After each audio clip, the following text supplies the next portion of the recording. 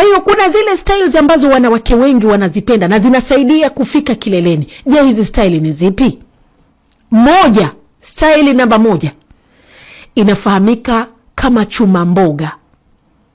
Hii style ni pale wakati ambapo mwanamke anakuwa ameinama, aidha anaweza kuwa ameshikililia magoti, alafu sasa wewe mume unakuja kwa nyuma. Hii style huwa mara nyingi inasaidia yule mtoto wa kiume kufikia yale maeneo ambayo yanaitwa G-spot. Na unapofikia pale maeneo, basi inamsaidia yule mtoto wa kike anaenjoy lile tendo, na pia vile vile anafika kileleni haraka kwa wakati unaostahili. Pia kuna ile tunaita kukalia mchi. Yani hii ni ile style kwamba mtoto wa kiume kalala chali, alafu mtoto wa kike anakuja juu. Hapa inakuwa mtoto wa kike anapata nafasi murwa ya kutingisha kiuno mama. Wakati murwa wa kusakata sebene vizuri. Sijui kama unanielewa. Mtoto wa kike hapa ndo ile anapata nafasi ya kuonyesha maujuzi.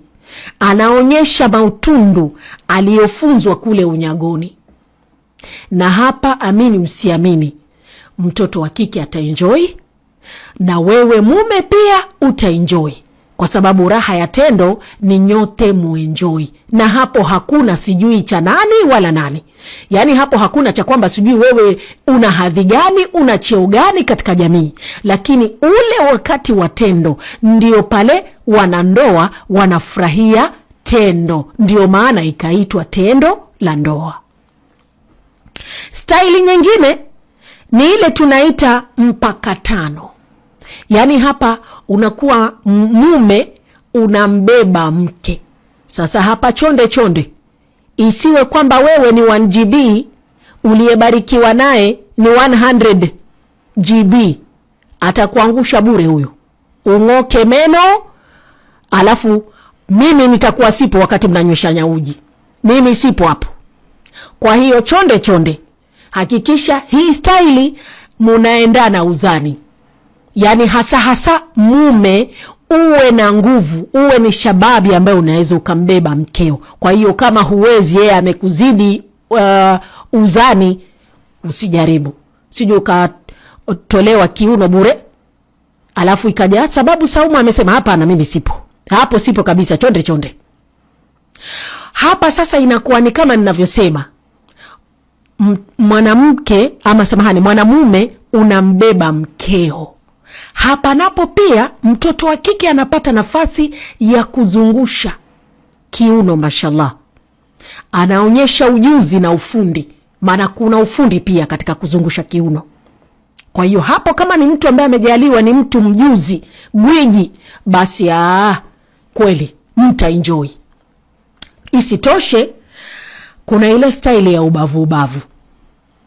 Mnalala nyote, mna face the same direction, lakini mwanamke atakuwa yuko mbele, mwanamume atakuwa yuko nyuma.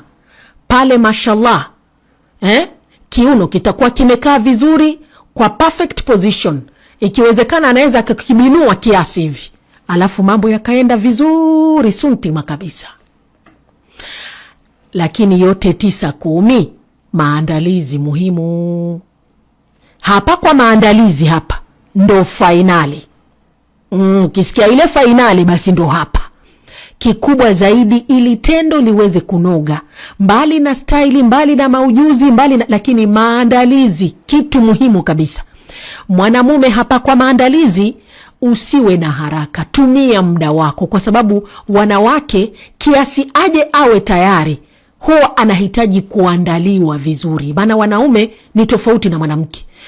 Mwanaume unaweza ona tu hivi kwa macho mkeo ukamuona ukatamani tayari, ukawa wewe uko tayari, lakini kwa mwanamke ni tofauti, anahitaji kuandaliwa vizuri. Kwa hiyo unapomwandaa mkeo mpaka akafikia mahali ukaita yeye mwenyewe anaitisha, anakuambia sasa hapa imefikia, ndipo mahali, bas huyo ataenjoy na atafika kileleni kama vile inafaa.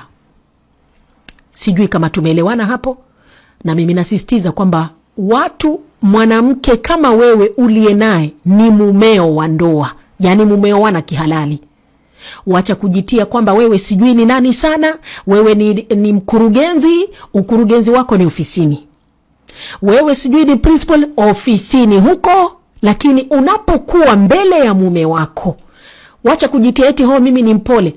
Upole ni huko nje, kizingitini huko kabisa, ukumbini. Lakini unapokuwa kitandani, chumbani na mumeo, basi tumia ujuzi wako na wako wazima, uhakikishe kwamba mumeo anafurahia tendo, na wewe mume the same, na mtaenjoy.